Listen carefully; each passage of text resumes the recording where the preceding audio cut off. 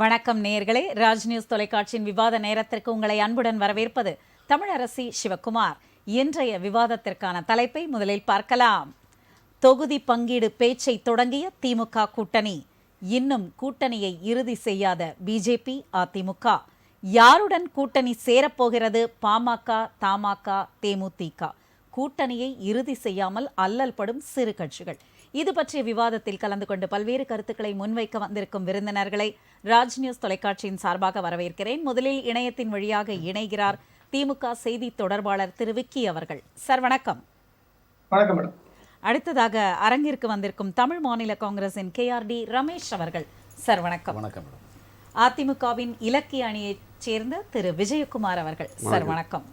வலதுசாரியிலிருந்து திரு சரவண பெருமாள் அவர்கள். சார் வணக்கம். விக்கி சார், உங்களிடமிருந்து தான் ஆரம்பிக்கணும். ஏன்னா திமுக தான் முதல்ல ஆரம்பிச்சிருக்கு இந்த விஷயத்தை. கூட்டணி கட்சிகள் எல்லாரும் சேர்ந்து எல்லாருமே பரபரப்பாக இயங்கி கொண்டிருக்கும் நிலையில் தொகுதி பங்கீடு பேச்சுவார்த்தையை திமுக துவங்கிவிட்டது அப்படின்றது தான் டாக் ஆஃப் த டவுன் மாதிரி இன்னைக்கு பரபரன்னு எல்லாருக்கும் பேசு பொருளாகி இருக்கிறது. எப்படி போயிட்டு இருக்கு உங்களோட தொகுதி பங்கீடு பேச்சுவார்த்தைகள்லாம்? திராவிட முன்னேற்ற கழகத்தை பொறுத்த வரைக்கும் தலைவர் அவர்கள் ஏற்கனவே சொல்லிட்டாங்க, இது சட்டமன்ற தேர்தல் கூட்டணியே தொடர்ந்து இதுல நாடாளுமன்ற தேர்தலையும் செயல்பட போகுது அப்படின்னு. ஏன்னா இது கொள்கை கூட்டணி அப்படிங்கறத ஏற்கனவே கூட்டணி கட்சி தலைவர்கள் அனைவருமே சொல்லிட்டாங்க. இது பாசிச ஆட்சிக்கு எதிரான ஒரு நம்ம ஒரு போர் தான் இந்த தேர்தல். அப்படி இருக்கிற பட்சத்துல எல்லாரும் மீண்டும் அந்த ஒற்றுமையோடு இந்த தேர்தலை அணுகணும் அப்படிங்கிறதுல எல்லா கட்சி தலைவர்களும் கூட்டணி கட்சி தலைவர்களிடம் இருந்த அதே ஒரு எண்ண ஓட்டம் தான் இன்னைக்கும் பிரதிபலிக்குது. மேலும் இதுல கூடுதலாக சில கட்சிகளும் இன்னைக்கு இந்த கூட்டணியில இணைவதற்கான வாய்ப்புகளும் சாத்தியக்கூறுகளும் பேச்சுவார்த்தைகளும் நடந்தது. சோ அந்த வகையில் தான் கூட்டணி ஏற்கனவே தெரிந்து போனதுதான். புதிய கட்சிகள் வரப்போகுது. அதற்கான தொகுதி பங்கீடுகளுக்கு முன்னாடி ஏற்கனவே இருக்கிற கட்சிகளான பிரதான கட்சிகளோடு தொகுதி பங்கீடு பேச்சுவார்த்தையை அறிவிச்சிட்டாங்க. அது குறிப்பாக இந்தியா கூட்டணியில திராவிட முன்னேற்ற கழகம் அங்கம் வகிப்பதனால இந்தியா கூட்டணியில இருக்கிற மாநில கட்சிகளோடு காங்கிரஸ் சார்பாக இப்போ கூட்டணி பேச்சுவார்த்தை எல்லாம் நடந்துகிட்டு இருக்கு. சோ ஒரு மாநிலங்களிலும் அது நடந்துகிட்டு இருக்கு. சோ இப்ப தமிழகத்திலும் அதற்கு நேற்று காங்கிரஸ் தலைமையிலான அதாவது அகில இந்திய தலைவர்கள் எல்லாம் நேற்று பேச்சுவார்த்தை நடத்துறாங்க. அதுல எத்தனை நம்பர் சீட் அப்படிங்கறதெல்லாம் பேசப்படல. குறிப்பாக அவங்க இந்த கூட்டணி தொகுதி பங்கீடு குறித்து எந்தெந்த தொகுதிகளில் வாய்ப்புகள் இருக்கலாம் அப்படிங்கறத குறித்து தான் பேசியிருக்காங்க. அவர் காங்கிரஸ் கமிட்டி தலைவர் அவர்களும் தெளிவாக சொல்லியிருக்கிறார். நாங்க எந்த லிஸ்டும் கொடுத்து கேட்கல. ஏன்னா சமூக வலைதளங்கள்ல ஒரு லிஸ்ட் வந்தது, காங்கிரஸ் 17 இடங்களை கேட்டுட்டு இருக்காங்க அப்படின்னு. சோ அதெல்லாம் எதுவும் இல்லை. இப்ப முதல் கட்ட பேச்சுவார்த்தை சுமூகமாக நடந்து முடிஞ்சிருக்கு. சோ அவரும் சொல்லியிருக்கிறார். திராவிட முன்னேற்ற கழகத்தின் சார்பாக ஐயா நாடாளுமன்ற உறுப்பினர் TR பாலு அவர்களின் தலைமையில இந்த கூட்டம் நடைபெறும். சோ அதற்கு அடுத்தது ஒரு கட்சிகளாக அதற்கு பிறகு கூட்டணி கட்சிகளோடு பேச்சுவார்த்தை நடத்த இருக்கிறாங்க. இப்ப பிரதானமா நம்ம என்ன பார்க்கணும்னா, தேர்தலுக்கு இன்னும் ஒரு 2 மாதங்கள்னு வச்சுக்கல. ஏப்ரல் முடிவுல தேர்தல் கண்டிப்பாக இருக்க போகுது. சோ அதற்கு முன்னாடியே அந்த தொகுதி பங்கீடுகள் எல்லாம் பேசி முடிச்சுட்டா நீங்க மக்களிடத்துல எளிமையாக சென்று நாம செஞ்ச திட்டங்களை தான் சொல்ல போறோம். இதுல புதுசா எந்த ஒரு விஷயங்களையும் பேச போறதில்ல. திராவிட முன்னேற்ற கழக அரசு, திராவிட மாடல் அரசு இந்த 3 ஆண்டுகள்ல செய்த சாதனைகளை சொல்லி பாசிச அரசை வீழ்த்துவதற்கான இந்த தேர்தலை மக்கள்கிட்ட கொண்டு போய் சேர்க்கணும். அந்த வேலையை தான் எங்களது தமிழக முதல்வர் அவர்கள் இப்பொழுது கொடுத்துட்டு போயிருக்காங்க. அதை எங்களது கட்சியின் சார்பாக எங்களது இளைஞரணி செயலாளர், இளைஞர் நலன் மற்றும் விளையாட்டுத்துறை அமைச்சர் உதயநிதி ஸ்டாலின் அவர்களின் தலைமையில ஒரு மாவட்ட ரீதியிலான பொறுப்பாளர்களையும் அழைத்து இந்த தேர்தல் குறித்த ஆலோசனைகளும் ஒரு பக்கம் நடந்துட்டு, கூட்டணி பேச்சுவார்த்தை ஒரு பக்கம் நடக்குது, தேர்தல்ல சந்திப்பதற்கான வேலைகளும் நடக்குது. ஏற்கனவே நாங்க BLC தொகுதி வாக்குச்சாவடி முகவர்கள் வரைக்கான கூட்டங்களை மண்டல அளவில் நடத்தி முடிச்சுட்டார் தமிழக முதல்வர். அப்ப திமுக பொறுத்த வரைக்கும் ஏற்கனவே தேர்தல் களத்திற்கு தயாராக நாங்கள் நின்று விட்டோம். அதுல எந்த ஒரு மாற்ற கருத்தும் இல்லை. இந்த தொகுதி பங்கீடுகள் பேசி முடிச்சுட்டா நேரடியாக களத்துக்கு செல்வதற்கு திராவிட முன்னேற்ற கழகம் தயாராக இருக்குது. அதனாலதான் இந்தியா கூட்டணியில பிளவு அப்படி இப்படி எல்லாம் பேசிட்டு இருக்காங்க. அதற்கான வாய்ப்பு இல்லை. நிதிஷ்குமாரை பற்றி நான் சொல்ல விரும்பல. ஏற்கனவே அந்த கருத்துக்கெல்லாம் அதனால இந்தியா கூட்டணிக்கு எந்த ஒரு பாதிப்பும் இருக்க போவதில்லை அப்படிங்கறத ஏற்கனவே அகில இந்திய தலைவர்கள் பலரும் வெளிப்படுத்திட்டாங்க. அவர் போறது நல்லதுதான் அப்படிங்கறதுதான் அது மீண்டும் மீண்டும் சொல்லக்கூடிய விஷயமாக இருக்கு. அதனால இந்த முறை பாரதிய ஜனதா என்கிற இந்த பாசிசம் ஜனநாயக விரோத ஆட்சி முறை இந்த மண்ணிலிருந்து ஒழிக்கப்படணும். அதற்கு நிச்சயமாக இந்திய கூட்டணி மிகப்பெரிய அளவுல வெல்லும். அதுவும் தமிழகத்துல 40 இடங்களிலும் வெற்றி பெறுவதற்கான அத்தனை வேலைகளிலும் திராவிட முன்னேற்ற கழகம் செய்யும். சரி, தொடர்ந்து பேசலாம். விஜயகுமார் சார், நீங்க சொல்லுங்க. அதாவது தொகுதி பங்கீடு அடுத்து அங்க என்ன வேலை செய்யணும், எங்க கிட்ட நாங்க எந்த அறிக்கை அதெல்லாம் தேவையில்லை, செய்த சாதனைகளே எங்களை பத்தி சொல்லிடும், அதனால எல்லாமே ரெடியா இருக்கு, டேட் அனௌன்ஸ் பண்ணா நாங்க நேரா போய் களத்துல நிக்க வேண்டியதுதான் அப்படின்னு திமுகவின் சார்பாக விக்கி பல கருத்துக்களை முன்வைத்தார். முக்கியமா அதிமுகவையும் பிஜேபியும் நோக்கி வீசப்படுகின்ற ஒரே ஒரு கேள்வி, கூட்டணி இருக்கா இல்லையா, யார் கூட உங்களுடைய கூட்டணி? ராஜ் நியூஸ் நேயர்களுக்கும் நெறியாளருக்கும் பங்கேற்பாளர்களுக்கும் அன்பு வணக்கம். நாங்கள் யாரோட கூட்டணி இல்லைன்றதை தெளிவாகவே தெரிவிச்சிட்டோம். பிஜேபியுடன் எந்த நாளும் கூட்டணி இல்லைன்றதை திட்டவட்டமாக முடிவாகவே நாங்கள் அறிவிச்சிட்டோம். அவங்களோடு நாங்கள் கூட்டணி இல்லை. மற்ற அனைத்து இந்திய அண்ணா திராவிட முன்னேற்ற கழகம் மிகப்பெரிய கட்சி. அந்த கட்சி மற்ற கட்சிகளோடு எங்களோடு இணக்கமான சூழ்நிலையில் உள்ள கட்சிகளோடு கூட்டணியுடைய பேச்சுவார்த்தைகள் தொடர்ந்து நடந்து கொண்டே இருக்கிறது. அந்த இணக்கமான அந்த கட்சிகளோட பெயர்களை எல்லாம் சொல்லலாமா? இது ஒரு ராஜதந்திரன்னு நான் சொல்லுவேன். ராஜதந்திரம் வெளியே சொல்கிறது இல்லை. இன்னும் எங்கள் கட்சி தலைமை முடிவு எடுத்து அவர்கள் அறிவிக்கும் போது நாட்டு மக்களுக்கும் ஊடகவியாளர் உங்களுக்கும் அது தெரிய வரும். எங்களோடு கட்சிகள் பேச்சுவார்த்தை நடத்தி கொண்டே தான் இருக்கிறார்கள். திமுக கூட்டணியை பொறுத்தவரையிலையும் பார்த்திங்கன்னா அவங்களுக்கு தான் பயம் ரொம்ப அதிகமாக இருக்குது. ஏன்னா அவங்க கூட்டணியை தக்க வச்சுக்கணுன்றதுனால தான் வேகமாக செயல்படுறாங்க. அந்த கூட்டணியில் காங்கிரஸ் நீடிக்குமா, மற்ற கட்சிகள் நீடிக்குமான்றது கேள்விக்குறியாகவே இருக்குது. ரெண்டாவது என்ன சொல்கிறாரு, விக்கி சொன்னார், இந்தியா கூட்டணி நான் 2 மாதத்துக்கு முன்னாடியே இதே விக்கியை நானும் இந்த ஊடகத்தில் இங்கேயே நாங்கள் பேசும்போது சொன்னேன், இந்தியா கூட்டணி நீடிக்காது, இந்தியா கூட்டணி முறிஞ்சு விடும், அவங்களோட நிதிஷ்குமார் இருக்க மாட்டார், மம்தா பானர்ஜி இருக்க மாட்டாங்க அப்படின்லாம் நான் சொன்னேன். அதேமாரி பார்த்திங்கன்னா அது இல்லவே இல்லை. அதனால் தேர்தலுக்கும் போது ஒரு கூட்டணி இந்தியா முழுக்க இருக்குங்க. தேர்தலுக்கு பிறகு மாநில கட்சிகள் எல்லாம் சேர்ந்து ஒரு கூட்டணி உருவாகி அந்த மாநில கட்சிகள் கூட்டணியில் தான் பிரதமரை தேர்ந்தெடுப்பாங்க. அதில் அனைத்து இந்திய அண்ணா திராவிட முன்னேற்ற கழகம் முக்கிய பங்கு ஆற்றும். அதுதான் நிதர்சனமான உண்மை. அதுதான் நடக்க போகுது. நாங்களும் களத்துக்கு ரெடி. நாங்களும் களத்தை தேர்தல் எந்த நேரம் வந்தாலும் தேர்தலை எதிர்கொள்ள அனைத்து இந்திய அண்ணா திராவிட முன்னேற்ற கழகம் எல்லா வியூகங்களும் வகுத்தாச்சு. தேர்தல் களத்துக்கு நாங்களும் தயார். தேர்தல் தேதி அறிவித்தவுடன் களத்திற்கு செல்ல வேண்டாம். ஒவ்வொரு யுத்த காலத்திலும் தேர்தல் யுத்த காலத்திலும் அனைத்து இந்திய அண்ணா திராவிட முன்னேற்ற கழகமே தமிழ்நாட்டில் அதிக தடவை நாங்கள் வெற்றி பெற்ற இயக்கமாக நாங்கள் இருக்கின்றோம். அதனால் வெற்றி பெற போகின்ற இயக்கம் அனைத்து இந்திய அண்ணா திராவிட முன்னேற்ற கழக இயக்கம். சரிங்க சார். சரவண பெருமாள் சார், நீங்கள் சொல்லுங்களேன். அதாவது டிஎம்கேவாக இருக்கட்டும் இல்லை அதிமுகவாக இருக்கட்டும் எல்லாமே எங்களுக்கு ரெடி தான் அப்படின்றாங்க. ஆனால் பிஜேபியை பார்த்து அவர்கள் வைக்கிற ஒரே ஒரு விஷயம், வேட்பாளர்களாவது இருக்கிறாங்களா, உங்களுக்கு எந்த வேலையும் இன்னும் ஆரம்பிக்கவே இல்லை, வேட்பாளர்களே கேள்விக்குறியாக தான் இருக்கிறாங்க. இதில் கூட்டணி பற்றி என்ன இருக்குது பேச? ராஜ் நியூஸ் தொலைக்காட்சி குழுமத்திற்கும் நெறியாளர் அவர்களுக்கும் சக கருத்துரையாளர் அவர்களுக்கும் தமிழ் நெஞ்சங்களுக்கும் ராஜ் நியூஸ் சார்பாக என்னோட பொன்னான கருத்துக்களை தமிழ் கடவுள் முருகனுடைய திருவடிகளிலிருந்து சமர்ப்பிக்கிறேன். இங்கே பார்த்திங்கன்னா முக்கியமான விஷயம் நல்லா புரிஞ்சுக்கணும். நம்ம தமிழக அரசியல் வரலாற்றிலேருந்து 1967 இங்கே திராவிட பாரம்பரிய ஆட்சிகள் மாற்றி மாற்றி தொண்டு தொட்டு இது பண்ணிகிட்டு இருக்காங்க. நம்ம மத்தியில் பார்த்திங்கன்னா இப்போ காங்கிரஸ் தான் தொடர்ந்து 1955 நிலையான ஆட்சிகளை பெற்று வராங்க. ஸோ அவர்களை சார்ந்து வரக்கூடிய அரசியல் இங்கே திராவிட கட்சிகள் செய்திருக்காங்க, நேஷ்னல் லெவல் பாலிடிக்ஸ். அதுக்கப்புறம் ஜனதாதள், மொராஜி தேசாய் ஜனதா பார்ட்டி, இப்படியெல்லாம் கட்டங்கள் மாறி இன்றைக்கு பாரதிய ஜனதா பார்ட்டின்ற ஒரு நிலைமை. இந்த நேஷ்னல் லெவலில் காங்கிரஸ், பாரதிய ஜனதா பார்ட்டி 2 பெரிய கட்சிகள். இங்கே தமிழகம் மற்ற மாநிலங்கள் அந்த வெவ்வேறு தெலுங்கு தேசம், ஆந்திராவை எடுத்துக்கிட்டிங்கன்னா தெலுங்கு தேசம், ஒய்எஸ்ஆர் அந்த மாதிரிலாம் போயிட்டுருக்கு. ஸோ இப்போ இருக்கக்கூடிய சூழ்நிலையில் இப்போ தமிழகத்தை பொறுத்தளவு பார்த்திங்கன்னா இந்த திராவிட கட்சிகளே எடுத்துக்கொண்டோமே. ஆனால் எம்ஜிஆருக்கு இருந்த காலகட்டத்தில் அவர் தன்னிச்சையாக நின்று ஜெயிக்கக்கூடிய வெற்றி வாய்ப்புகளை கொண்டு இருந்தார். அவர் கட்சி ஆரம்பித்தப்பே மலேசியாலே கட்சி ஆரம்பிக்கிறேன்னு சொல்லி அங்கே ஆட்சி பிடிப்போம்லாம் நிறைய தமிழர்கள் பயணம் செஞ்சாங்க. அதற்கான இதெல்லாம் நின்று போச்சு. அதுக்கப்புறம் ஒரு காலகட்டத்துக்கு என்ன ஆச்சுன்னு தெரில. ஏன் சிங்கப்பூர்லேயே கட்சி ஆரம்பிக்கக்கூடிய சூழ்நிலையெல்லாம் இருந்தது. அங்கே இருக்கக்கூடிய தமிழர்கள், எம்ஜிஆர்னோட தொண்டர்கள் எல்லாமே. ஆனால் அந்த ஒரு பிரம்மாண்டம் அதிமுகவுக்கு அப்போ இருந்தது. இப்போ கொஞ்சம் கொஞ்சமாக சரிந்து இன்றைக்கு கூட்டணி கட்சியினோட தான் தொடர்பு படுத்தணும் அப்படின்ற ஒரு டேட்டா ஒன்று சொல்லுது. ஆனா அந்த அதுல 1.5 டேட்டா கோடி என்னன்னு பார்த்தீங்கன்னா தொண்டர்கள் திராவிட இருக்காங்களே. 1.5 இல்லை தொண்டர்கள் இருக்காங்க. நான் அதை சொல்லி முடிச்சிடுறேன். தொண்டர்கள் இருக்காங்க, இல்லைன்னா சொல்ல. அது திராவிட கட்சிகளாக இருந்தாலும் சரி, அதிமுகவாக இருந்தாலும் சரி, திமுகவாக இருந்தாலும் சரி. ஆனால் வந்து பார்த்தீங்கன்னா எப்பப்பெல்லாம் வந்து நம்ம வந்து இந்த டேட்டாவை எடுத்து பார்த்தீங்கன்னா எப்பப்பெல்லாம் திமுக பாராளுமன்றத்தில் தோல்வி வருதோ 1 சீட்டோ 2 சீட்டோ பிடிக்கிறாங்களோ அப்போ வந்து 29% 30% ஓட்டு தான் அவங்க வாங்கியிருக்காங்க.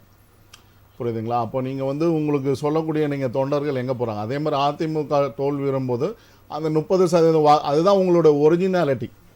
25% 30% வாக்குகள் தான் இங்கே வந்து பெறுறாங்க. இது மக்கள் வந்து இங்கே இருக்கக்கூடிய என்னுடைய தமிழாசன் சொல்லுவார்.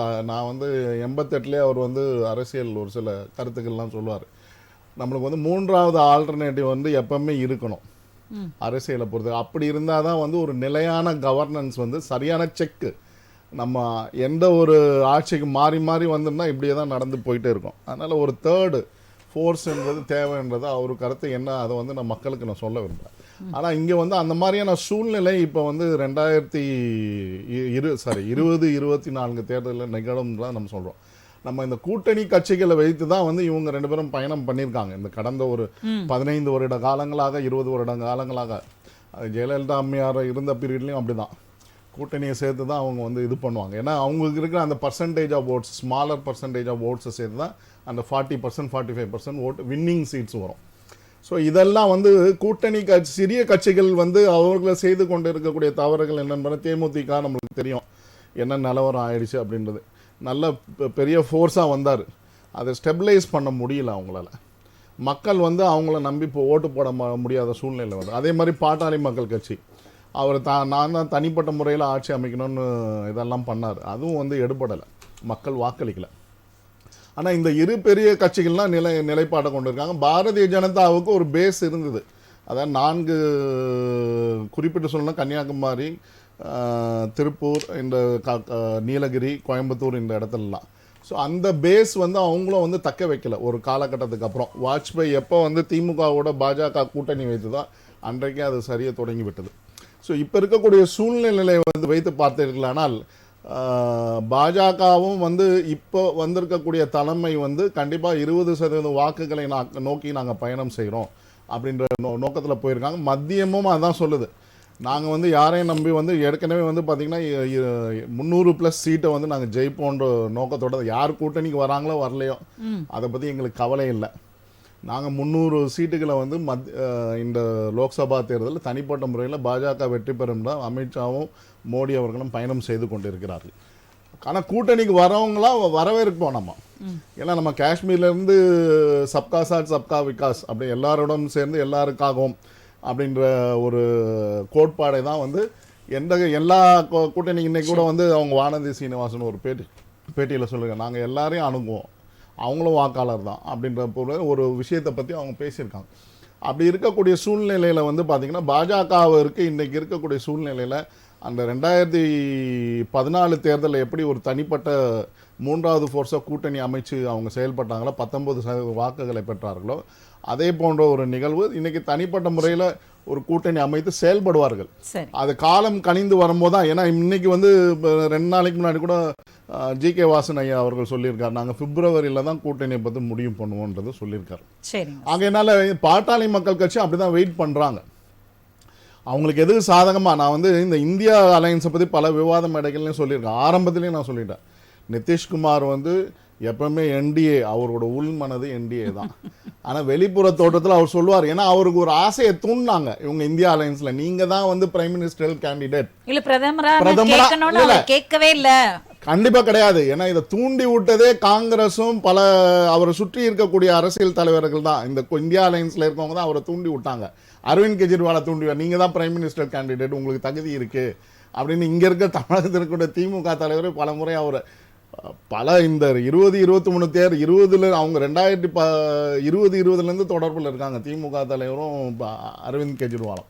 இந்த மாதிரியான ஒரு போக்கையெல்லாம் கடைபிடிச்சிட்டு கடைசியில் என்ன ஆச்சுன்னா அங்கே வந்து ஆனால் வந்து உண்மையிலே வந்து பார்த்திங்கன்னா என்னோட விவாத மேடையில் நான் தான் சொல்லியிருக்கேன், இன்றைக்கி வந்து ஒரு பாஜகவினுடைய தலைமை ஈடு கொடுக்கக்கூடிய ஃபைட் கொடுக்கக்கூடிய ஒரு பிரைம் மினிஸ்டர் கேண்டிடேட் அப்படின்னு இந்தியாவில் வந்து பார்த்திங்கன்னா திறமை, ஆளுமை எல்லாமே அவர் மாறி மாறி வந்து இது பண்ணியிருக்கலாம். ஆனா அந்த ஆசிலேஷன் மைண்ட் அப்படின்றது அது ஒரு பெரிய அது ஒரு பெரிய பிரச்சனையான விஷயம் கிடையாது. அதான வந்து ஒரு பிரைம் மினிஸ்டர் கேண்டிடேட்டுக்கு தகுதியானவர் தான் அவர். சரி, ஏன்னா இந்திய ஹார்ட்லேண்ட்ல மெஜாரிட்டி ஓட்ஸ் அவர் ஜெயிக்க முடியும். அவரோட செயல்பாடுகள், மக்கள் அவர் மீது வைத்திருக்கக்கூடிய அன்பு, அங்கே பீகார் மக்கள், அதனால் அவர் தொடர்ந்து வந்து வெற்றி வாய்ப்பை கொடுக்கக்கூடிய ஒரு தலைவராக தான் இருந்தார். ஆனால் வந்து இவங்க வந்து அவரை வந்து அதாவது என்ன சொல்லுவாங்க, கூடா நட்பு கேடாய் முடியுன்ற கதையாக வந்து அவர் வந்து கெடுக்கணும்னு நினச்சி கூட்டிகிட்டு வந்து இந்த காங்கிரஸ் வந்து எப்பவுமே வந்து அவங்க இப்போ அவங்களோட ஸ்ட்ராட்டஜி என்னென்னா கடந்த 2 தேர்தல்களும் வந்து 40-55 சீட் தான் ஜெயிச்சிருக்காங்க.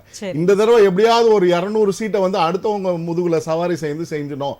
அதுதான் இன்னைக்கு வந்து திமுக இன்னைக்கு வந்து தமிழகத்திலே அவங்க வந்து கண்டிப்பாக பிரிந்து திமுகவும் அதிமுக காங்கிரஸும் வந்து கூட்டணி உடையக்கூடிய சூழ்நிலைக்கு வந்திருக்கு. அந்த பேச்சுவார்த்தைகள் பரபரப்பா தமிழ்நாட்டுல போயிட்டு இருக்கு. இதுதான் வந்து ஹாட் டாபிக் இன்னைக்கு தமிழ்நாடு கூட்டணியை பொறுத்தளவுக்கு. சரிங்க சார், நம்ம பேசுவோம். ரமேஷ் சார், நீங்க சொல்லுங்க. அதாவது 2 பெரிய கட்சிகள்னு சொல்லப்படுகிற அதிமுக, நாங்க தனியா நிக்கிறோம், நாங்க யார் கூட கூட்டணி இல்லை, யார் வராங்களோ வரட்டும், திமுக காங்கிரஸோட இருக்கிறது. தமிழ் மாநில காங்கிரஸோட நிலைப்பாடு இப்போ என்னவாக இருக்கிறது? இல்லை பிப்ரவரி வரைக்கும் வெயிட் பண்ணணுமா? இன்னும் 2 நாள் தான் இருக்கு. சொல்லலாமே உங்களோட முடிவு. ராஜ் நியூஸ் நேயர்களுக்கும் நெறியாளர் அவர்களுக்கும் பங்கேற்றிருக்கக்கூடிய அனைவருக்கும் என்னுடைய முதற்கண் வணக்கத்தை தெரிவித்துக் கொள்கிறேன். அதாவது தமிழ் மாநில காங்கிரஸ் கட்சியினுடைய விருப்பம்னா தமிழகத்தில் திராவிட முன்னேற்ற கழகத்தினுடைய எதிர்ப்பு வாக்குகளை ஒருங்கிணைத்து எதிர்க்கட்சிகள் ஒன்றாக கூடி பெற வேண்டும் என்பதுதான் எங்களுடைய விருப்பம். ஏன்னா திராவிட முன்னேற்ற கழகம் ஆட்சிக்கு வருவதற்கு முன்பாக 201 பக்கம் 505 தேர்தல் வாக்குறுதி, அவ்வளவு தேர்தல் வாக்குறுதிகளை இன்னும் பெரிய நிறைவேற்றாத அரசாங்கமாக தான் திராவிட முன்னேற்ற கழகத்தினுடைய அரசு இன்றைக்கு மக்கள் கருதுகிறார்கள். மக்கள் மட்டுமல்ல, அந்த நிலைப்பாடு இன்றைக்கு கடந்த வெள்ளப்பாழ் மழை பெஞ்ச நேரத்தில் கூட சரியான முறையில் கையாள முடியாத சூழ்நிலை அந்த ஆட்சியாளர்களால் உருவாக்கப்பட்டிருக்கிறது. ஆகவே ஒருபுறம் தேர்தல் வாக்குறுதிகளை நிறைவேற்றாத அரசு, ஒரு பக்கம் ஊழல் அரசு, இன்னொரு பக்கம் குடும்ப அரசியல், மகனை அமைச்சராக்கி துணை முதல்வராக்கி ஒரு வாரிசு அரசியலை கொண்டு வரும் என்ற நிலைப்பாடு. இந்த நிலைப்பாடால் இன்றைக்கு தமிழக மக்கள் எப்படி வாக்களித்தார்களோ அந்த வாக்களித்த மக்களுடைய எதிர்ப்பு நிலைப்பாடும் இன்றைக்கு தமிழகத்தில் உருவாகி இருக்கிறது. ஆகவே இந்த வாக்குகள் சிதறிவிடக்கூடாது. அதுதான் எங்களுடைய விருப்பம். நாங்கள் எந்த கட்சியும் வற்புறுத்த முடியாது. இன்றைக்கு சார் சொன்னாங்க, அஇஅதிமுக எங்களுடைய நிலைப்பாடை எடுத்து விட்டோம் என்று சொன்னார்கள். அதில் நாங்கள் வற்புறுத்த முடியாது. பாரதிய ஜனதா கட்சியினுடைய நிலைப்பாடு வேறு, வற்புறுத்த முடியாது. ஆனால் தமிழகத்தினுடைய வாக்கு திராவிட முன்னேற்றக் கழகத்துக்கு எதிர்ப்பான வாக்கு ஒருங்கிணைக்க வேண்டிய அவசியம் இங்கே இருக்கிறது என்பதற்காக தான் நான் சொல்கிறேன். ஏனென்றால் தவறான பல பதிவுகளை இங்கே வைத்திருக்கிறார்கள். நீட் தேர்வு கூடவே கூடாது, முதல் கையெழுத்து எங்களுடைய கையெழுத்து தான் என்று சொல்லிதான் வாக்குறுதிகளை பெற்றார்கள். அனிதாவினுடைய மரணத்தை அரசியலாக்கினார்கள். எங்கள் தலைவர் மக்கள் தளபதி ஜி.கே. வாசன் தெளிவாக எல்லா கூட்டத்திலும் சொல்லுவார், நீட் தேர்வினுடைய உண்மை நிலைப்பாட்டை தமிழக அரசு சொல்ல வேண்டும். ஏனென்றால் நீட் தேர்வு வருவதற்கு முன்பாக பல கோடிகளை கொடுத்து மார்க்கினுடைய அடிப்படையில் இருந்தால் கூட கோடிகளை கொடுத்து சீட்டு வாங்கிய மாணவர்கள் மத்தியில் இன்றைக்கு நீட் தேர்வுகளில் படிப்படியாக சாதாரண மக்கள், ஏன் அந்த பட்டியலின மக்கள், இன்னும் சொல்லப்போனால் நரிக்கிறவர் இனத்தை சேர்ந்த ஒரு பெண் கடந்த ஆண்டு நீட் தேர்வில் எழுதி அவர் வந்து என்ன செய்திருக்கிறார், மருத்துவத்துறை படிக்கிறார். இதெல்லாம் இயலக்கூடிய காரியமா? ஒரு தேர்வு என்ன சொல்லுகிறது, நீட் தேர்வு என்ன சொல்லுகிறது என்று சொல்லி இருக்க வேண்டும். ஏனோ தானோ என்று எதிர்க்கிறோம் என்ற அடிப்படையிலே எல்லாவற்றையும் மத்திய அரசாங்கம் செய்வதை எதிர்ப்பது என்பது அது ஏற்றுக்கொள்ள முடியாத ஒன்று. இன்றைக்கு அதை வாக்காளர்கள் சிந்திக்கிறார்கள். இன்றைக்கு சாமானியனுடைய மகன் நீட் தேர்விலே எழுதி அவன் எம்பிபிஎஸ் படிக்கிறான் என்று சொன்னால் மக்கள் ஏற்றுக்கொள்ளுகிறார்கள். அப்போ திமுக வந்து பொய் சொல்லுகிறது, மக்களுடைய வாக்குகளை சிதறடிக்கிறது, இன்னும் பொய் பிரச்சாரங்களை நம்பி அரசியல் செய்கிறது என்பதை இன்றைக்கு மக்கள் உணர்ந்து கொண்டிருக்கிறார்கள். ஆகவே அந்த வாக்கு சிதறக்கூடாது என்பதுதான் எங்களுடைய விருப்பம். அதுதான் எங்களுடைய தலைவர் தொடர்ந்து வலியுறுத்துகிறார். சரிங்க சார். ஆனால் அதே நேரத்தில் மத்தியிலே ஒரு நிலையான ஆட்சி வேண்டும். ஸ்டேபிலிட்டி ஆட்சி இருந்தால் மட்டும்தான் அரசாங்கத்தை காப்பாற்ற முடியும். இன்றைக்கு நிறைய காலகட்டங்களில் 89களிலே பார்த்துருக்கிறோம். விபி சிங் அவர்கள் ஆண்டார்கள், அடுத்து சந்திரசேகர் அவர்கள் ஆண்டார்கள். ஆனால் 2 ஆண்டு காலம் நீடிக்க முடியவில்லை. இந்தியாவினுடைய தங்கத்தை கூட அடமானம் வைத்தார்கள். அதற்கடுத்து 96லே எங்களுடைய கூட்டணியும் ஆதரித்தது தான். இருந்தாலும் தேவகடா ஆண்டார், அதடுத்து ஐக்கிய குஜராத் ஆண்டார். ஒரு நிலையான ஆட்சி இல்லை. நிலையான ஆட்சி இல்லாத காரணத்தினால் என்ன செய்கிறது, பொருளாதாரம் விழுந்து விடுகிறது. இன்றைக்கு இதே சூழ்நிலையில் தான் இந்தியா கூட்டணி உருவாகி இருக்கிறது. முதல் கோணல் முற்றும் கோணல் என்பது போல ஒன்றாக கூடினார்கள். முதல் கோணலே முற்றும் கோணலாகிவிட்டது. இன்றைக்கு நிதிஷ்குமார் பிரிந்து விட்டார். பஞ்சாபிலே ஆம் ஆத்மி தனியாக நிற்கும் என்று சொல்லிவிட்டார்கள். சரி. ஹரியானாவிலும் தனியாக நிற்கும் என்று சொல்லிவிட்டார்கள். உத்தரப்பிரதேசத்தில் 11 சீட்டு தான் கொடுத்துருக்காங்க. ஏன்னா 62 சீட்டு வந்து அகிலேஷ் யாதவ் நிற்கிறாரு, பாக்கி வந்து ஜேயுடிக்கு பிரித்து கொடுத்துட்டாங்க. இப்போ மம்தா பானர்ஜி அவர்கள் தெளிவாக சொல்லிட்டாங்க. இப்படி இருக்கக்குள்ள நீங்கள் இந்தியா கூட்டணி எப்படி ஒருங்கிணைத்து எதிர்ப்பு வாக்கு, நீங்கள் மோடிக்கு எதிர்ப்பான வாக்குகளை எப்படி நீங்கள் சேகரிக்க முடியும்? சரிங்க சார். இப்போ நீங்கள் பேசின இந்த பாயிண்ட்ஸ் எல்லாம் பார்த்தீங்கன்னா நேராக போயிட்டு தமிழ் மாநில காங்கிரஸ் பிஜேபியோட கூட்டணி சேருமோ அப்படின்ற ஒரு ஐயப்பாடு வருது. இல்லை, அந்த நிலைப்பாடை எங்கள் தலைவர் அறிவிப்பார். பிப்ரவரி அறிவிக்கிறேன்னு சொல்லிட்டாங்க இல்லைங்களா? எங்களுடைய நிலைப்பாடு மத்தியிலும் நிலையான ஆட்சி வேணும். பிஜேபிக்கு ஏன் சப்போர்ட் பண்ணணும்ன்றதுக்கு நிறைய பாயிண்ட் சொல்லிட்டீங்க. அதிமுகவோட சேர்றதுக்கு உங்களுக்கு ஏதான வாய்ப்புகள் இருக்கிறதா? சொல்லிட்டோமே, வளமான தமிழகம் வலிமையான பாரதம், அதுதானே எங்களுடைய தலைவருடைய கொள்கை. நீங்க வந்து மாநிலத்தினுடைய ஆட்சி மத்தியில் உள்ள ஆட்சியோடு இணக்கமான ஒரு ஆட்சியாக இருக்கின்ற பொழுது தான் நலத்திட்டங்களை இங்கே கொண்டு வர முடியும். நீங்கள் எதிர்ப்பு நிலைகளை கடைபிடித்தா எப்படி இங்கே நலத்திட்டங்களை கொண்டு வர முடியும்? நீங்கள் ஒரு காலகட்டத்தில் காமராஜருடைய ஆட்சி தமிழகத்தில் இருக்கக்குள்ள நீங்கள் எல்லா திட்டங்களையும் நேர்கிட்ட பேசி கொண்டு வந்தார். எத்தனை அணை திட்டங்கள், எத்தனை நீர் தொழிற்சாலைகள், எத்தனை கல்விக்கூடங்கள், ஒரு இணக்கமான ஆட்சி. நீங்கள் மத்தியிலோடு இணக்கமான ஆட்சிங்க வர வேணுன்றது தான் மூப்பனாருடைய விருப்பம், எங்களுடைய தமிழ் மாநில காங்கிரஸ் விருப்பம். ஜி கே வாசன் ஐயா அவர்களும் அதை தான் சொல்கிறாங்க. வளமான தமிழகம், வலிமையான பாரதம். இதை விட நான் என்ன சொல்லிட முடியும்? இல்லை, மாநிலத்தில் ஆளும் கட்சி எப்படியா இருந்தாலும் மத்தியிலையும் வந்து இணக்கமாக இருக்கணும். நம்ம ஒட்டுமொத்த இந்தியாவிலே பார்க்க முடியாது. எதிர்கட்சிகள் சில இடத்துல மாநிலத்தில் வந்து ஆட்சியில் இருக்கும். அப்போ நம்ம அதை எதிர்பார்க்க முடியாது. சூழல் உருவாகிறதுக்காக தான் எதிர்ப்பணிகள் ஒன்றாக சேரணும்னு சொல்கிறோம். சரிங்க சார். ஓகே, விக்கி சார் நீங்கள் சொல்லுங்கள். அதாவது ஒரிஜினல் ஓட்டு அப்படின்னு சொல்லி பார்த்தோமா, திமுகவாக இருந்தாலும் சரி அதிமுகவாக இருந்தாலும் சரி கூட்டணி கட்சிகளை சார்ந்து தான் இரண்டுமே இதுவரைக்கும் பயணம் செய்திருக்கிறது. அப்போ இப்போ மட்டும் எப்படி அந்த 40க்கு 40 தனியாகவே எடுக்க முடியும்? இல்ல, இப்ப திராவிட முன்னேற்ற கழக கூட்டணி ஏற்கனவே நம்ம சென்ற நாடாளுமன்ற தேர்தலில் எத்தனை இடங்களை பெற்றோம் அப்படிங்கிறது நாடா இருந்தது. ஸோ இப்ப இருக்கிற சூழ்நிலையில இன்னைக்கு ஆளுங்கட்சியாக இருக்கும். அன்னைக்கு எதிர்கட்சியாக இருந்து அன்னைக்கு நாங்கள் பெற்ற இடங்களை வந்து மக்கள் அறிவாங்க. அதனால இன்னைக்கு ஆளுங்கட்சியாக இருக்கிறோம். கூடுதல் நம்பிக்கை இருக்கிறது. என்ன சொன்னாங்க, என்ன திட்டங்களை செய்து விட்டார்கள், ஊழல் ஆட்சியா? தமிழ் மாநில காங்கிரஸில் யார் இருக்கிறார் அப்படின்னு கேட்கிற அளவுக்கு தான் அந்த கட்சி இன்னைக்கு இருக்கிறது. ஏன்னா ஐயா மூப்பனாருக்கு பிறகு அந்த கட்சி அண்ணன் ஜி கே வாசன் எப்படி நடத்தி கொண்டிருக்கிறார் அப்படிங்கிறது ஊரறிஞ்ச விஷயம். ஏன்னா நான் டெல்டா பகுதியை சார்ந்தவன். டெல்டாவில் இருக்கிற ஜி கே வாசன் ஐயாவிற்கு கிளைக்கழகம் கூட கிடையாது. ஸோ அப்படிப்பட்ட நிலையில் அந்த கட்சி இருக்கு. நான் அதை பற்றி பெருசா பேச விரும்பல. ஏன் இதை சொல்றேன்னா, ஊழல் கட்சி அப்படிங்கிறார். எந்த ஊழலை இவர்கள் பார்த்தார்கள்? எதுவுமே மக்களுக்கு செய்யல, பொய்யான வாக்குறுதிகளை கொடுத்தார்கள் அப்படின்னு நான் அடுக்கிக் கொண்டே போலாம். உரிமை தொகை கொடுப்போம் சொன்னோம், கொடுத்தோம். பெண்களுக்கு இலவச பேருந்து பயணம் என்று சொன்னோம், செய்திருக்கிறோம். புதுமை பெண் திட்டம், கல்லூரி படிக்கிற பெண்களுக்கு மாதந்தோறும் 1000 ரூபாய் கல்லூரி படிக்கிற பெண்களுக்கு சொன்னோம், செய்தோம். அதே போல காலை சிற்றுண்டி திட்டம் சொன்னோம், செய்தோம். ஏன்னா இன்னைக்கு எத்தனையோ விஷயங்களை இந்த அரசு, தமிழக அரசு, திராவிட மாடல் அரசு செய்திருக்கிறது. தமிழக முதல்வர் அவர்கள் செய்திருக்கிறாங்க. ஏன் இந்தியாவிலேயே நம்பர் 1 முதல்வராக, நான் சொல்லல, நீங்க சொல்லல, பத்திரிகைகள் நடத்திய ஆய்வுல, இந்திய ஆய்வுல இந்தியாவிலே நம்பர் 1 முதல்வராக தமிழக முதல்வர் இருக்கிறார். யாரும் மறுக்க முடியாது. அண்ணெல்லாம் எந்த மாநிலத்துல இருக்கிறாங்கன்னு எனக்கு தெரியல. அப்ப இந்த டேட்டா எல்லாம் யார் சொல்றா, என்ன சொல்றாங்க, 4 டேட்டாவை பார்த்து தெரிஞ்சிருக்கலாம். இப்ப இவங்க சுத்தி வளைச்சு காதை தொடர்றதுன்னு சொல்லுவாங்க, மூக்க தொடர்றதுன்னு சொல்லுவாங்களா, அப்படிதான். ஜி கே வாசன் அவர்களை பொறுத்த வரைக்கும் ஒரு சீட்டு வேணும். அந்த ஒரு சீட்டுக்கு யாருகிட்ட போனா கிடைக்கும். அந்த ஒரு சீட்ல ஏதாவது பண்ண முடியுமா, அவ்வளவுதான். அதனால அந்த பாஜக பக்கம் போனா அரசியல் ரீதியான கருத்தை சொல்லுங்க சார். தனிப்பட்ட முறையில் கருத்தை சொல்லுங்க. அரசியல் ரீதியான கருத்தை சொல்லுங்க. ஒரு சீட்டு நிலைமைதான். இதே திமுக ஒரு சீட்டு ஜெயிச்ச வரலாறும் உண்டு. அதான் சொல்றேன். நீங்க ஒரு சீட்டுன்றத வந்து சொல்லக்கூடாது. இதே திராவிட முன்னேற்ற கழகம் அதாவது 91 ஒரே ஒரு சீட்டு ஜெயிச்ச வரலாறும் உண்டு.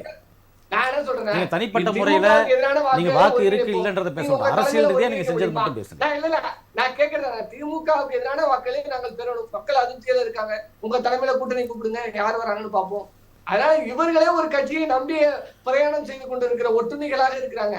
ஒன்னு அதிமுகவை நம்பி போனோம், இல்ல பாஜகவை நம்பி போனோம். வேற வழி கிடையாது ஐயா ஜி கே வாசனுக்கு எல்லாம். அதனால அவர்கள் வந்து சுத்தி வளைச்சு கடைசியில பாஜக அப்படிங்கிற இப்ப சிறு கட்சிகள் அப்படின்னு சொல்றீங்க. அந்த சிறு கட்சிகளை எல்லாம் அரவணைத்து செல்லும் அந்த நிர்பந்தம் திமுகவிற்கு இல்லையா? இப்ப இந்தியா கூட்டணி கூட பாத்தீங்கன்னா பெரிய பெரிய பிராண்டட் கட்சி மட்டும்தான் நம்ம கூட்டணியில இணைத்துக் கொள்ள வேண்டும் நினைக்கிறீங்களா? திராவிட முன்னேற்ற கழகத்துல பல சிறிய கட்சிகள் இருக்காங்க. நீங்க கடந்த தேர்தலில் பாத்தீங்கன்னா எவ்வளவு கட்சிகள் இருந்தது அப்படிங்கறத நம்ம பார்க்கலாம். ஏன்னா அது இங்க சிறிய கட்சிகள் அப்படிங்கிறது பிரச்சனை கிடையாது.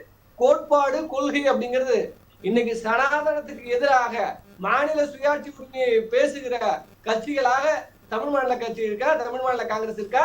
ஐயா ஜி.கே. வாசன் பேசிடுவாரா? மாநில உரிமையை பற்றி பேசிடுவாரா? பாசிசத்துக்கு எதிராக பேசிடுவாரா? விவசாயிகள் டெல்லியில அம்மனமா போறாங்க, அதுக்கு எதிராக பேசினாரா? 9 ஆண்டுகளாக இன்னைக்கு பிரதமராக இருக்கிற மோடி அவர்கள் இதுவரைக்கும் வாய் திறந்து ஒரு பத்திரிகையாளர் சந்திப்புல நடத்திலேயே பேசுவாரா? ஒரு விஷயத்தை பற்றியும் அவர் என்ன பேசியிருக்கிறார்? இங்க தமிழகத்துக்கு வழங்க வேண்டிய ஜிஎஸ்டி நிலுவைத் தொகை இருக்கிறது, அதை பற்றி பேசியிருக்கிறாரா? மோடி அவர்களுக்கு சொல்லி இருக்கிறாரா? அப்ப இவங்களுக்கு மாநில உரிமை பற்றியும் கவலை இல்ல, இங்க இருக்கிற என்ன சொல்றது இந்த பாசிசத்தை பற்றியும் கவலை இல்ல. அவர்களுக்கு தேவை அவர்களுடைய லாப நோக்கம். அந்த நோக்கத்திற்காக இவங்க கட்சி நடத்தினா அந்த கட்சிகளே திராவிட முன்னேற்ற கழகத்தோடு நிச்சயமாக இணைத்துக் கொள்ள முடியாது. இன்னைக்கு கம்யூனிஸ்டாக இருக்கட்டும், விடுதலை சிறுத்தைகளாக இருக்கட்டும், ஒரே புள்ளிகளை இணைந்திருக்கிறாங்க. அதுல இன்னைக்கு ஐயா கமலஹாசன் அவர்களும் இன்னைக்கு திமுகவோடு தான் கூட்டணி வைக்க போகிறார். அதற்கான பேச்சுவார்த்தை இருக்கிறது. அண்ணன் வேல்முருகன் அவர்கள் தமிழக வாழ்வுரிமை கட்சி திமுகவோட கூட்டணியில் இருக்கிறது. தமிழ் புலிகள் கட்சியும் திமுகவோட கூட்டணி இருக்கு. இன்னும் சிறு சிறு கட்சிகள், எக்கச்சக்க கட்சிகள் இன்னைக்கு திமுகவோட கூட்டணியில தான் இருக்காங்க. இந்திய யூனியன் முஸ்லீமாக இருக்கட்டும், ஐயா ஜவஹர்லால் தலைமையில மனிதநேய மக்கள் கட்சியாக இருக்கட்டும், பல கட்சிகள் இங்க கூட்டணியில இருக்காங்கன்னா அவங்களுக்கு எல்லாம் ஒற்றை எதிரியாக, பாசிசத்துக்கு எதிராக அவர்கள் எல்லாம் ஓர் புள்ளியில திரண்டு இருக்கிறாங்க. சில கருத்து வேறுபாடுகள் இருக்கலாம், கம்யூனிஸ்டுகளுக்கும் திமுகவுக்கும் இடையில கருத்து வேறுபாடுகள் இருக்கலாம், விடுதலை சிறுத்தைகளுக்கும் திமுகவுக்கும் இடையில சில கருத்து வேறுபாடுகள் இருக்கலாம். ஆனா ஒற்றை புள்ளி எங்க இருக்கிறது? பாசிச மோடி அரசை வீழ்த்த வேண்டும் என்ற நோக்கம் இருக்கிறது. சரிங்க விக்கி. இல்ல அந்த நோக்கம் ஜி.கே. வாசனுக்கு இருக்குமா? அதுதான் கேள்வி. அப்ப அவர்களை எங்களோட ஒப்பிட வேண்டாம் அப்படிங்கிறதுக்கு நான் சொல்லல. ஏன்னா அவர்களின் நிலைப்பாடு அப்படிங்கிறது வேற. அந்த நிலைப்பாட்டோட அவர்களுக்கு இந்த கூட்டணியில இருக்க முடியாது. அவர்களாலும் இருக்க அவர்களை வைத்துக் கொள்ளவும் நாங்களும் தயாரால. இன்னொன்னு அதிமுகவோடு யார் கூட்டணியில இருக்காரு அவங்களுக்கு தெரியாது. நீங்க பாமகவா இருக்கட்டும், பாமக யாரோட கூட்டணியில இருக்கு, அதிமுகவோட கூட்டணியில இருக்குன்னு சொல்லவே இல்லை. அதே போல இன்னைக்கு வேற விஜயகாந்த் அவர்கள் தேமுதிகவா இருக்கட்டும், இன்னைக்கு அவங்க அதிமுகவோட கூட்டணியில இருக்குன்னு சொல்லல. இனிமேல் தான் அந்த கட்சிக்கு கூட்டணிங்கிறத அவங்க பேச்சுவார்த்தையில ஈடுபட போறாங்க. ஏன்னா ஓ பன்னீர்செல்வம் தனியாக இருக்கிறார், டிடிவி தினகரன் தனியாக இருக்கிறார். அதே மாதிரி ஒரு நிலைப்பாட்டுல அவங்க எல்லாம் தனியா இருக்காங்க. அதிமுக தனியாக நின்று கொண்டு இருக்கிறது, அவ்வளவுதான். சரிங்க சார், அதை பத்தி நம்ம விஜயகுமார் சார் கிட்டே கேட்டுருவோம். விஜயகுமார் சார், விக்கி சாரே சொல்லிட்டாரு அதிமுக தனியாக இருக்கிறது.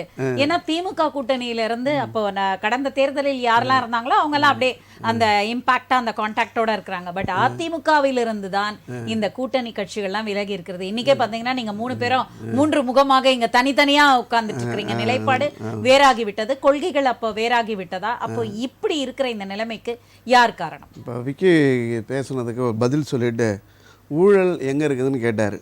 30,000 கோடி ரூபாய் ஊழல் பண்ணிக்கிறாங்கப்பா அப்படின்னு நிதி அமைச்சர் பேசி, இன்றைக்கி நிதி அமைச்சரே அந்த இதில் இல்லை, பிடிஆர். அப்போ ஊழல் 30,000 கோடி ஒரே வருஷத்தில் திமுகனுடைய ஆட்சியில். இருங்க அவர் பேசுனதுக்கு சொன்னது. ரெண்டாவது அவர் சொன்னார், நாங்கள் இவ்வளோ சாதனைகள் செய்திருக்கிறோம்ட்டு. தாலிக்கு தங்கம் திட்டம் நாங்கள் வழங்கினோம், தாலிக்கு தங்கம் திட்டத்தை நிறுத்திட்டாங்க. அதன் பிறகு வேலைக்கு செல்லும் பெண்களுக்கு மானிய வழியில் ஸ்கூட்டர் வழங்கியிருந்தோம், அந்த ஸ்கூட்டரை நிறுத்திட்டாங்க. அம்மா உணவகத்தை மூடிட்டாங்க, அம்மா மினி கிளினிக்கை மூடிட்டாங்க. விதவைகள் பென்ஷன் நாங்கள் கொடுத்துன்னு இருந்தோம், விதவைகள் பென்ஷனை கொடுக்காமல் நிறுத்திட்டாங்க. முதியோர் பென்ஷனை நிறுத்திட்டாங்க. இப்படி 520 தேர்தல் பொய்யான வாக்குறுதிகளை கொடுத்துட்டு ஒரு வாக்குறுதிகள் கூட நிறைவேற்றாமல், கொஞ்சம் கூட வாய் கூசாமல் நாங்கள் அவங்களுடைய முதலமைச்சரும் சரி, அமைச்சர்களும் சரி, அவங்களுடைய விவாதத்துக்கு கலந்து கொள்கிற திமுகவை சார்ந்தவரும் சரி, நாங்கள் 90-95% வாக்குறுதிகளை நிறைவேற்றி விட்டோம் என்று கொஞ்சம் கூட கூசாமல் பேசுகிறாங்க. அது எப்படி பேசுகிறாங்க? என்ன திட்டத்தைப்பா நிறைவேற்றிருக்கீங்க சொல்லுங்கப்பான்னா ஒன்றுமே இல்லை. இதேமாரி அதான் மக்களுக்கு தான் தெரிஞ்சிடுச்சு, தமிழ்நாட்டு மக்கள். இப்போ சென்னையில் தூத்துக்குடி மக்களுக்கு, சென்னை மக்கள் இதே இவர் தான் யார் நம்ம இவர் சுகாதாரத்துறை அமைச்சர் இவர் சுப்பிரமணியம், அவர் தான் சொன்னார். சுப்பிரமணியத்தானுங்களா? கரெக்டு தானே? சுப்பிரமணியம் அவர் தான் சொன்னார், 20% மேலே மழை பெஞ்சா கூட சொட்டு தண்ணி கூட நிற்காது, எல்லாம் போய் ட்ரைனேஜ் எல்லாம் நாங்கள் பக்காவாக பண்ணி வச்சுட்டோம் அப்படின்னு அவரும் சொன்னார். KN நேரு சொன்னார், எல்லாருமே சொன்னாங்க. இவங்க சொன்னதை நம்பி சென்னையில் இருக்கிறவங்க மழை பெஞ்சால் தண்ணியே நிற்காது, இவங்க தான் இப்படி சொல்கிறாங்களேன்ட்டு இருந்தாங்க.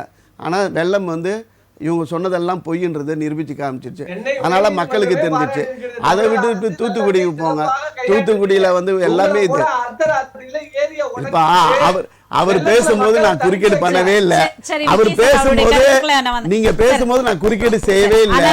பாமகவா இருக்கட்டும், தமிழ் மாநில காங்கிரஸ், தேமுதிக இவங்க எல்லாம் யார் கூட சேர போறாங்க, இல்ல யார் வந்தா யார் ஏற்றுக்கொள்ள தயாராக இருக்கிறார்கள் அப்படின்றத நம்மளோட தேர்ட் லேயர் கொஸ்டின். உங்களோட நிலைப்பாடு என்ன இதுல? இல்லை, அந்த கட்சியெல்லாம் வந்துட்டு 100% அனைத்து இந்திய அண்ணா திராவிட முன்னேற்ற கட்சி, அனைத்து இந்திய அண்ணா திராவிட முன்னேற்ற கழகத்தோட தான் கூட்டணி தொடர்வார்கள். இல்ல வாய்ப்பு இருக்குன்னு சொல்லுவீங்கன்னு பார்த்தா நீங்க 100% ஆமாம் 100% அவர்கள் வந்து, ஏன்னா அனைத்து இந்திய அண்ணா திராவிட முன்னேற்ற கழகம் கூட்டணிக்கு வந்து கூட்டணி கட்சிகளுக்கு எவ்வளோ மரியாதை தரும். சொன்ன சொல்லில் வந்து 100% நாங்கள் உண்மையாகவே இருப்போம். இப்போ தமிழ் மாநில காங்கிரஸுக்கு வந்து ஜி.கே. வாசன் ஐயா இன்றைக்கி வந்துட்டு ராஜ்யசபா எம்பியாக இருக்கிறாருன்னா அது நாங்கள் கொடுத்த எம்பி தான். அதேமாதிரி பாட்டாளி மக்கள் கட்சிக்கு அன்புமணி ராமதாஸ் இருக்கிறாருன்னா இன்றைக்கி ராஜ்யசபா எம்பியாக இருக்கிறாங்க, அது நாங்கள் கொடுத்து தான். கூட்டணி வச்சுக்கும் போது தொகுதி உடன்பாடில் என்ன ஏற்பட்டாலும் அந்த நிலையில் நாங்கள் சரியாக இருப்போம்ன்றது கடந்த காலம் வரல. அதனால வேண்டி நாங்கள் சரியாக இருப்போம்ன்றதுனால எங்களோட கூட்டணி வர்றதுக்கு 100% வாய்ப்புகள் அவர்கள் எல்லாம் வருவார்கள். அடுத்தது சார் பேசும்போது வலதுசாரி சொன்னார், திராவிட கட்சிகள் வந்து எப்பவுமே தமிழ்நாட்டில் வந்து கூட்டணி வச்சு தான் தேர்தலில் சந்திச்சாங்க, வெற்றி பெற்றிருக்காங்க அப்படின்லாம் சொன்னார். ஆனால் அவர் வந்து திமுக மனசில் வச்சு பேசியிருக்கிறார் போல. திமுகனா திமுகன்னு சொல்லணும். திராவிட இயக்கங்கள்னும் போது நாங்கள் அனைத்து இந்திய அண்ணா திராவிட முன்னேற்ற கழகமும் இங்கே இருக்கிறோம். 2000 எக்ஸாம்பிள் சொல்லியே சொன்னார் அவர் இந்த தேர்தல். இல்லை, நான் சொல்கிறேன், நானும் எக்ஸாம்பிளோட சொல்கிறேன். 2014ஆம் ஆண்டு நடந்த பாராளுமன்ற தேர்தலில் தனிச்சு நின்று நாங்கள் வெற்றி பெற்றோம். மோடியா லேடியான்றதை கேட்டு இந்தியா முழுக்க மோடியோடைய அலை வீசினாலும் தமிழ்நாட்டிலுடைய மோடி அலை வீசவில்லை. அனைத்து இந்திய அண்ணா திராவிட முன்னேற்ற கழகம் வெற்றி பெற்றது, மகத்தான வெற்றியை. அதுபோன்றே 2016ஆம் ஆண்டு நடந்த சட்டமன்ற தேர்தலில் அனைத்து இந்திய அண்ணா திராவிட முன்னேற்ற கழகம் தனிச்சு நின்று வெற்றி பெற்று ஆட்சியை கைப்பற்றியது. இப்படிலாம் வரலாறு இருக்கிறது. ஆகவே அவர் வந்து திமுக அதிமுகன்னு பிரித்து அவர் சொல்லணுன்றதை கேட்டுக்கினேன். அனைத்து இந்திய அண்ணா திராவிட முன்னேற்ற கழகம் வந்து மெகா கூட்டணி அமைய போகுது. மெகா கூட்டணி வெற்றி கூட்டணியாக அனைத்து இந்திய அண்ணா திராவிட முன்னேற்ற கழகம் தான் இருக்க போகுது. அதுபோல தேசிய அரசியலில் அனைத்து இந்திய அண்ணா திராவிட முன்னேற்ற கழகம் வந்து ஒரு மாபெரும் சக்தியாக, அனைத்து இந்திய அண்ணா திராவிட முன்னேற்ற கழகத்தினுடைய பொதுச் செயலாளர் புரட்சி தமிழர் எடப்பாடியார் அவர்கள் யாரை விரலை நீட்டுகிறாரோ அவரே இந்திய நாட்டினுடைய பிரதமராக வருவார் என்பதை பொறுத்து இருந்து பாருங்கள். சரிங்க சார். சரவண பெருமாள் சார், இப்போ இந்த திமுக காங்கிரஸ் கூட்டணி அந்த தொகுதி பங்கீடு பேச்சுவார்த்தையில் காங்கிரஸ் வெளியிட்டிருக்கிற ஒரு விஷயம் என்னென்னா, மிகவும் திருப்திகரமாக நடந்தது. அதுவும் இந்த முதற்கட்ட பேச்சுவார்த்தையை ரொம்ப திருப்திகரமாக நம்ம வந்து எந்தெந்த தொகுதின்லாம் முடிவு பண்ணல. ஆனால் அதிமுகவையும் பிஜேபியும் என்னென்ன வியூகங்களை மேற்கொண்டு அவர்களை தோற்கடிக்க வேண்டும் என்பதில் நாங்கள் மிகவும் தீவிரமாக இருக்கிறோம். அப்புறம் அந்த நிதிஷ்குமார் அவர்கள் போனதுனால எந்த பாதிப்பும் இல்லை அப்படின்னு சொல்லிட்டு விக்கி சார் கூட சொன்னார். ஆனால் நிதிஷ்குமாரோட ஆளுமையை இந்த இந்தியா கூட்டணி மிஸ் பண்ணியிருக்கு நீங்கள் சொன்னீங்க. அதை பற்றிய கருத்துக்களை பகிர்ந்து கொள்ளவும். அதாவது முதல்ல நீங்கள் கேட்ட கேள்விக்கு பதில் சொல்கிறதுக்கு முன்னாடி 2 விஷயம் நான் சொல்கிறேன். அவர் தமாகாவில் இருக்கிற அன்பர் சொன்னார் கரெக்டாக. அதாவது அவங்களோட நிலைப்பாடு, நீட்டை பற்றிய நிலைப்பாடு. இந்த நீட்டு வந்து உருவானது வந்து பார்த்திங்கன்னா பாஜகவனோட கூட்டணியில் இருக்கும் போது தான் எம்சிஐ வாஜ்பாய் வந்த பீரியடில் வந்து எம்சிஐ அந்த 1999 ஆட்சி திமுகவோட கூட்டணி ஆட்சி அமைச்சாங்க பாஜகவும் இவங்களாம். அப்போ வந்து எம்சிஐ இந்த மெடிக்கல் கவுன்சில் ஆஃப் இந்தியான்னு இருந்தது. அதை வந்து மாற்றுறதுக்கான நிலைப்பாட்டை அந்த பீரியடில் தான் எடுத்தாங்க. என்ன மாற்றினாங்க, நேஷ்னல் கமிஷன் ஃபார் மெடிக்கல் இது அப்படின்னு சொல்லி ஆரம்பிக்கிறாங்க. அதில் தான் வந்து என்னென்னா டாக்டர்ஸ்னுடைய இது செயல்பாடுகள், எப்படி மெடிக்கல் இன்ஸ்டிடியூஷன்ஸ் ரன் பண்ணணும், அந்த மெடிக்கல் இன்ஸ்டிடியூஷன்ஸ் ரன் பண்ண கூட வைக்கக்கூடிய டெஸ்ட், எலிஜிபிலிட்டி டெஸ்ட் எப்படி வந்து நம்ம இது கொண்டு வரணும் அப்படின்னு சொல்லி ஒருங்கிணைந்த என்ட்ரன்ஸ் டெஸ்ட் வேணும். ஏன்னா ஜிப்மர் தனியாக நடத்திட்டு இருந்தாங்க, AFMC armed force medical college தனியாக நடத்திட்டு இருந்தாங்க, எய்ம்ஸ் தனியாக நடந்துட்டு இருந்தது. ஏன்னா நானே அட்டன் பண்ணியிருக்கேன், நான் என்னோட பள்ளி பருவத்தில் 12வது முடிச்சதுக்கப்புறம். ஆனால் ஒருங்கிணைந்த இதை கொண்டு வந்தது அவங்க பீரியடில் அவங்க இருக்கும்போது தான். அப்போல்லாம் அமைதி காத்தாங்க. இப்போ அவங்களோட பொய் வந்து உண்மையாக இப்போ இந்த சபையில் வந்து நம்ம வெளிப்படுத்தியிருக்கோம். ஏன்னா நீட்டு வந்து வரதுக்கான காரணமே நேஷ்னல் கமிஷன் ஃபார் மெடிக்கல் அப்படி அப்ளிப்மெண்ட் அப்படின்றது தான். அவங்க எம்சிஏ இப்போ இல்லை, மெடிக்கல் கவுன்சில் ஆஃப் இந்தியா கிடையாது, மாற்றாக கொண்டு வந்து அவங்க அந்த கூட்டணியில் இருக்கும்போது தான். அதுக்கு தொண்டு அப்புறம் காங்கிரஸ் பீரியடில் அது தொடர்ந்து அந்த national commission for medical mission அப்படின்னு சொல்லி தொடர்ந்து இது வந்தது தான் நீட்டு இன்றைக்கி வந்திருக்குது. அது மூலயமா தான் நீட்டே வந்திருக்கு. அப்படி இருக்கும்போது அவங்க அப்போ அந்த சரத்தை ஒன்று இருக்குது, அதில் இருக்க சுப்ரீம் கோர்ட்டில் கூட அவங்க கேஸ்க்கு அந்த இதை நீக்கணும், நேஷனல் கமிஷன் ஃபார் மெடிக்கல் அப்ளிட்மெண்ட்டில் அந்த இதை வந்து நீக்கணும்னு சொல்லி அவங்க சுப்ரீம் கோர்ட்டில் போட்டாங்க நீட்டில். அதெல்லாம் நீக்க முடியாது அப்படின்னு சொல்லி சுப்ரீம் கோர்ட்டே இது கொடுத்துருச்சு. அதை தான் அவங்க நளினி சிதம்பரம் அவங்களும் சொல்லியிருக்காங்க, நீட்டை வந்து நீக்க முடியாத ஒரு கண்டிஷனில் இருக்கும் அப்படின்னு. இது நம்பர் 1 பொய். நம்பர் 2 பொய் வந்து இப்போ சொன்னார் அவர் விக்கி அவர்கள்,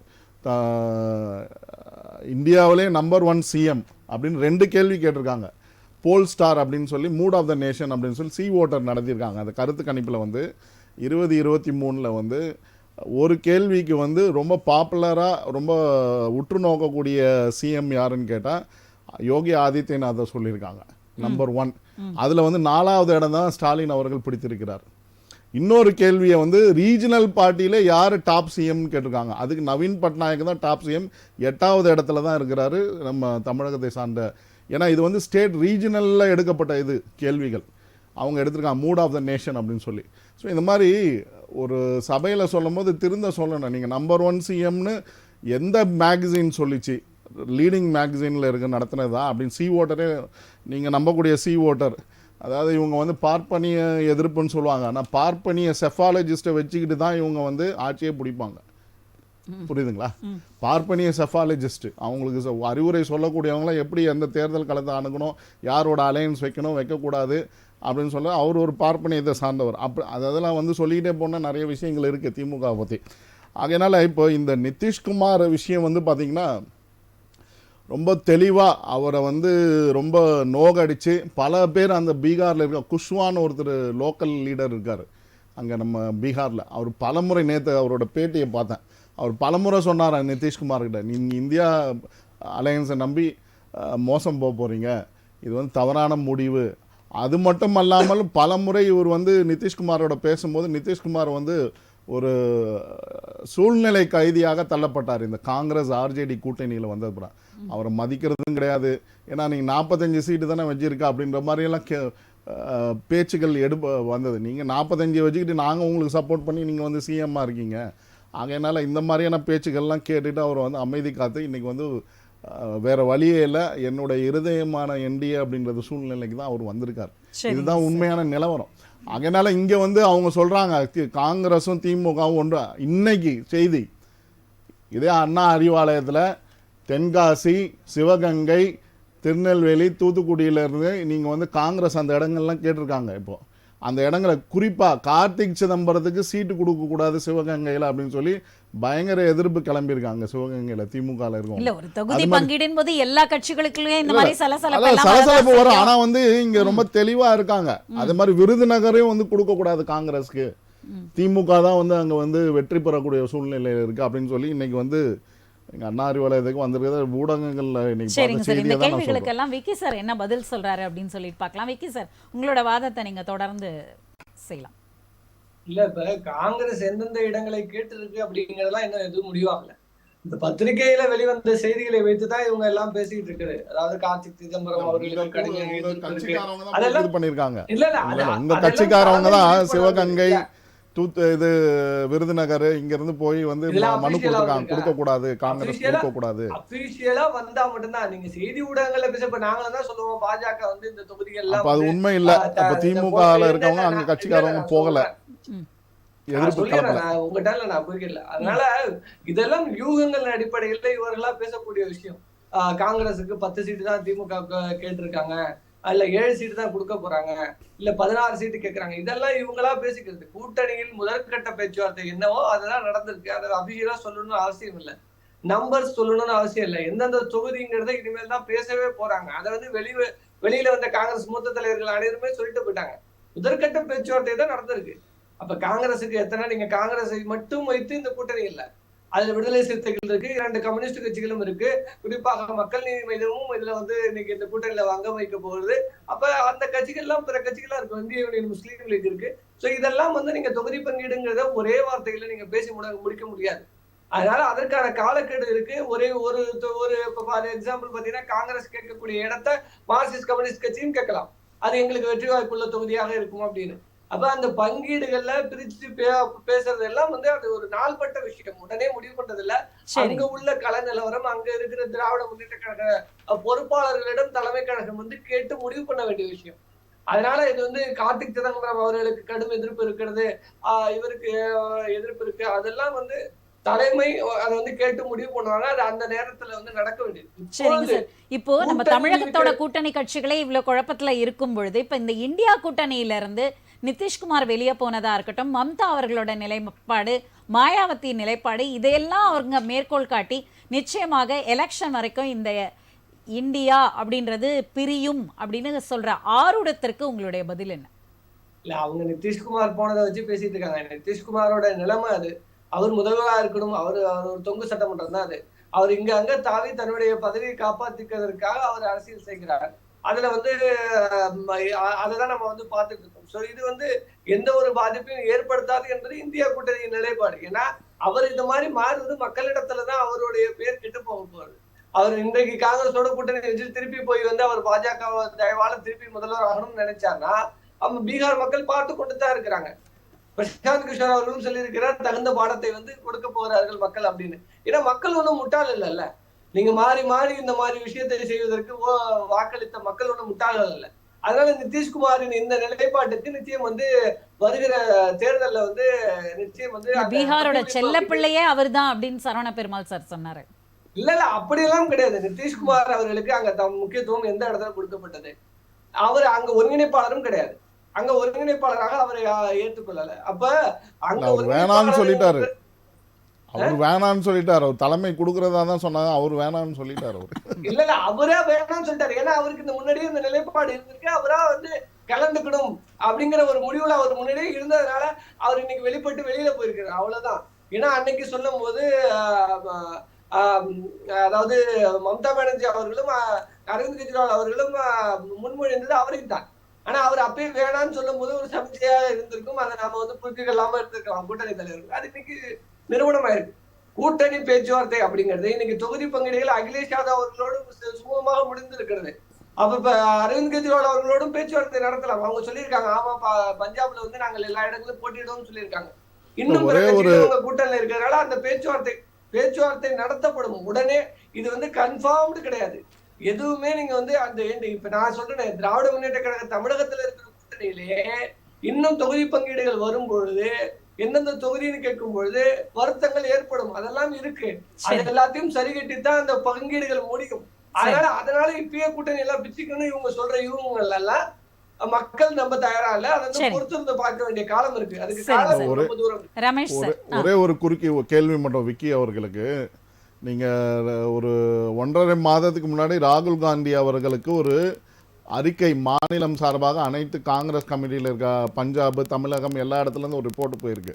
அது பிரகாரம் பார்த்தீங்கன்னா 295 தொகுதியை வந்து ஐடென்டிஃபை பண்ணியிருக்காங்க.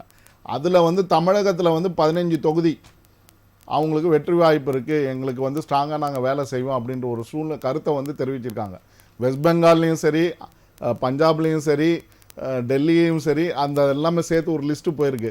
இது உண்மைதானா சொல்லுங்கள், நீங்கள் பார்க்கலாம். அப்போ வந்து தமிழகத்தினோட 15 சீட்டு சேர்த்து தான் அந்த 295 தொகுதி காங்கிரஸ் தனிப்பட்ட முறையில் நிற்கும்ன்றது. இப்போ வெற்றி வாய்ப்புகள் அதிகம்னு 15 தொகுதி அவங்க கேட்கலாம். எனக்கு இருக்குன்னு மார்க்சிஸ்ட் கட்சி எனக்கு 5 சீட்டு வேணும்னு கேட்கலாம். விடுதலை சிறுத்தைகள் எனக்கு 5 வேணும்னு கேட்கலாம். இந்தியன் முஸ்லீம்களுக்கு 5 வேணும்னு கேட்கலாம். அது அவர்களுடைய நிலைப்பாடு, எங்களுக்கு கொடுங்கன்னு கேட்கலாம். ஆனா இங்க இருக்கிற முடிவு செய்ய வேண்டிய இடத்துல இருக்கிறது மாநில கட்சியாக இன்னைக்கு ஆளுங்கட்சியாக இருக்கிற திராவிட முன்னேற்ற கழகம். எங்களது தலைவர் அவர்கள் பேசி முடிவு பண்ணுவாங்க. ஒருத்தருக்கும் அந்த ஆசைகள் இருக்கும், அதிக தொகுதிகளை போட்டியிடணும்னு. அதை வந்து தலைமை எல்லாம் உட்கார்ந்து சேர்ந்து முடிவு பண்ண வேண்டிய விஷயம் அது இப்பொழுது இல்ல. ஏன் பாஜகவின் சீனிவாசன் என்ன சொன்னாரு, அதிமுக கூட்டணிக்கு வருவது நல்லது, இல்லையே தேர்தலுக்கு பிறகு விபரீதங்களை சந்திக்க நேரிடும் மிரட்டல் விட்டாரு. அது விளக்கம் கொடுத்துட்டாரு. அதுக்கான விளக்கத்தை கொடுத்துட்டாரு அவரு. அப்படி சொல்ல, அதாவது திரித்து சொல்லி இருக்கிறாங்க அப்படின்றத விளக்கத்தை வந்து ஊடகத்துல இன்னைக்கு பாத்துக்கலாம். அதை பத்தி இன்னைக்கு ஈடியை வைத்து மிரட்டுவது போல அவர் மிரட்டுவாங்கிறாரு. சரிங்க சார், சொல்லுங்க சார். அவருடைய மிரட்டலுக்கு எங்களுடைய அமைச்சர், முன்னாள் அமைச்சர் அண்ணன் ஜெயக்குமார் அவர்கள் வந்துட்டு எந்த உருட்டல் மிரட்டலுக்கும் அனைத்து இந்திய அண்ணா திராவிட முன்னேற்ற கழகம் பயப்படாது அப்படின்னு சொல்லியிருக்காரு. ரெண்டாவது என்னென்னா இந்தியா கூட்டணி உடஞ்சு கூட என்னதான் கீழே வந்தாலும் மீசலம் மண் ஓட்டலன்ற கதையாகவே விக்கி பேசுகிறாரு. இவங்க இந்தியா கூட்டணி அமைக்கும் போது அந்த கூட்டணியை அமைக்க ஆரம்பிச்சும் போது பெங்களூரில் கூட்டம் நடக்கும் போது அங்கங்கே கூட்டம் நடத்தும் போதெல்லாம் திமுகவில் இருந்து இங்கே பேச வரவங்க என்ன பண்ணாங்க, இந்தியாவை கூட்டணியை கட்டி அமைக்கிறது எங்களுடைய தளபதி முத்துவேலர் கருணாநிதி ஸ்டாலின் தான் இந்த கூட்டணியை இது பண்றாரு, வழிநடத்த போகிறார், அப்படி இப்படிலாம் சொன்னாங்க.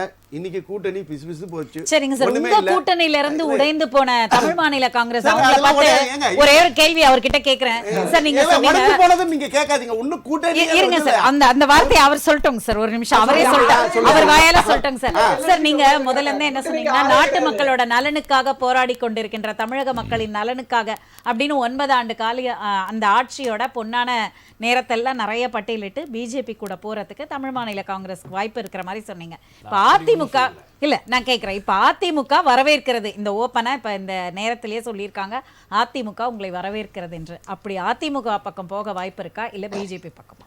அதை நாங்கள் இப்போ வந்து பிப்ரவரி இறுதிக்குள்ளே எங்களுடைய தலைவர் அறிவிப்பார். நான் அந்த கருத்துக்கு சொல்ல வரல.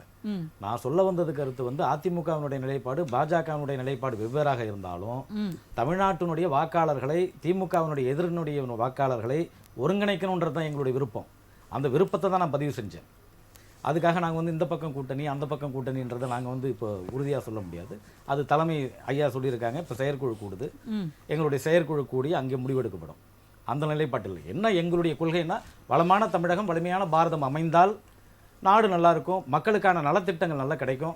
இதை இப்போ நண்பர் பேசினார், இது ஐயா ஜி.கே. வாசன் அவர்கள் என்னென்ன வலியுறுத்திருக்காரு, என்னென்ன திட்டங்களை இங்கே கொண்டு வந்திருக்காருன்னு சொல்லிட்டு, நரிக்குறவர்கள் இனம் வந்து பட்டியலினத்தில் எஸ்டியில் சேர்க்க வேண்டும் சொல்லி அவர் கிட்டத்தட்ட 10 ஆண்டு காலம் பாராளுமன்றத்தில் பேசியிருக்கார்.